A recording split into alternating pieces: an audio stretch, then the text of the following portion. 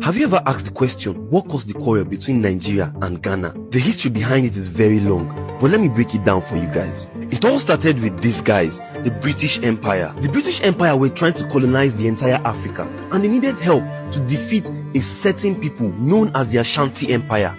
These guys, the Ashanti warriors, were very stubborn and very difficult to defeat because of their position in West Africa. And so, British Empire made a deal with Ghana to bring Hausa warriors from Nigeria into Ghana to join them to fight the Ashanti and defeat them. This plan worked very well because that's what happened. Hausa warriors came to Ghana and they joined hands with the Ghanaian warriors and the British warriors to fight against the Ashanti, and they won this war. And because of the deal that the British had with Ghana, they gained independence in 1957, making them the first African country to gain independence in that West African region. This happened in 1957. That was a big win for West Africa, and because many Nigerians were already in Ghana, they decided to stay. And you know how Nigerians behave. Over time, they started bringing their family members, their uncles, their aunties, everybody that they knew was coming from Nigeria to small Ghana. And between 1957 and 1968, there were over 2 million Nigerians in Ghana. Nigerians were taking over the country. And when I say this, I mean this in the sense of business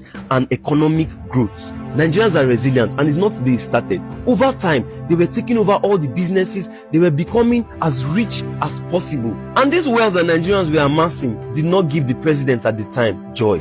This president, his name was Kofi.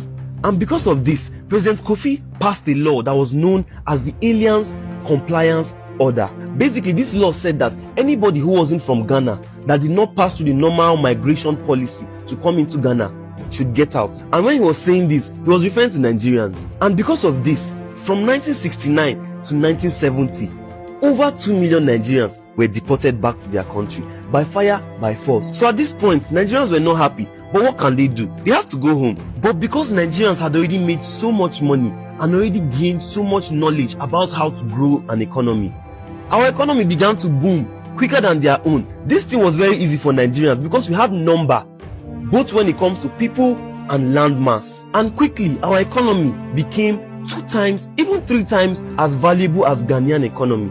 Guess what happened? Ghanaians started coming to Nigeria to seek greener pasture. And between that 1970 and 1982, so many Ghanaians had entered Nigeria seeking greener pasture, just the way that Nigerians are going to America to seek greener pasture.